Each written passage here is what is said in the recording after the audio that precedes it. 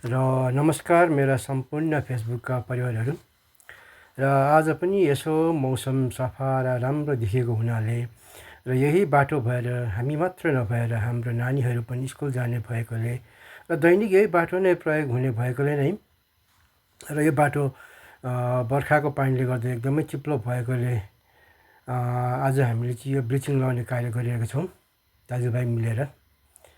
र यो बर्खाको पानीले चाहिँ एकदमै यो बाटो हिँड्नु असुविधा भइरहेको थियो होइन। धेरै मान्छेहरू पनि कोही बेला हिँड्दा जोखिमपूर्ण हुन्थ्यो, हिँड्नु एकदमै असुविधा हुन्थ्यो र कोही मान्छे त अब यहाँ चिप्लेर लडेर घाइते पनि भएका थिए होइन।